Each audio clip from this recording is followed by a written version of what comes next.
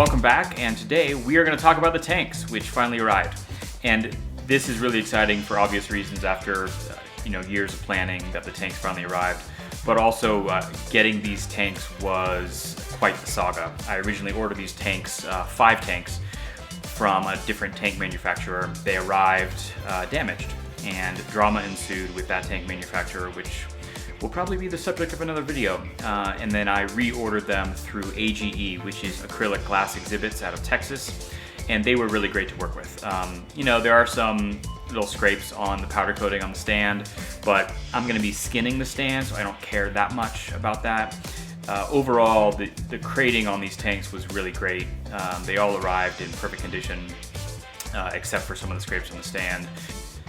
I found that the pricing among the major tank manufacturers that I looked at was pretty similar across the board, so it really came down to the features that I wanted and what manufacturer was able to offer them.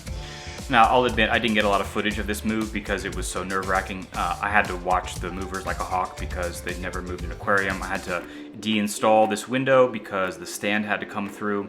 But finally the stand got in, and they were patient enough to wait until I leveled it. And then, despite the fact that I had warned them that 4 movers was not going to be enough to get this tank on top of the stand, they were not able to get the tank on top of the stand. So they left it in the middle of my living room and left. And they said they were going to charge me another $1,000 to come back the next day with more people to actually get it on the stand. And that was kind of par for the course with getting these tanks. So I enlisted some neighbors, and we finally got it on top of the stand.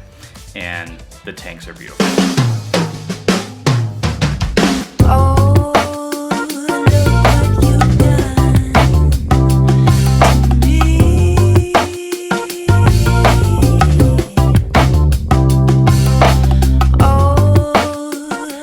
Dimensions are 6 feet long by 40 inches wide by 31 inches tall.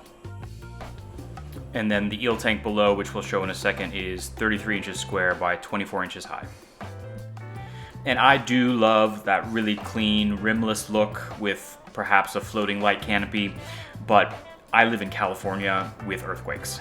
So I went with an aluminum welded frame, which was an upgrade over a stainless steel frame that's powder coated with cross braces. So this thing is pretty much a tank. Haha. It also has armored seams and a 1-inch PVC bottom. So it's really a beautiful tank, and drilled the back for a closed loop and a Synergy Reef overflow. And they also added in these little plastic pieces around the edge, which kind of protects the underside of the frame, but also provides a lip to put screen tops on, which is really great. And you can see the underside of the plastic covering the cross beams as well. So I'm really happy with the tanks. They are very well constructed, and most of all, they arrived intact, so that's always a bonus. Now, another reason I didn't really care about the cross bracing that much is because this is in my living room, and while an open canopy would have been great, I know that the glare from the lighting would have driven my family crazy, and maybe me crazy a little bit as well.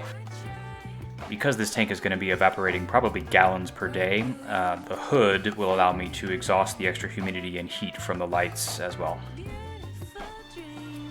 And here are the Frag tanks. And each of these tanks is 6 feet long by 18 inches front to back.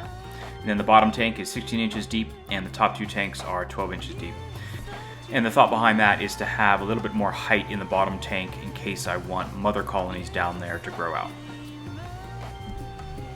And the detail work on these rimless tanks is really fantastic. You've got a perfectly polished edge, and this bezel, which goes all the way around both sides, is just perfect everywhere.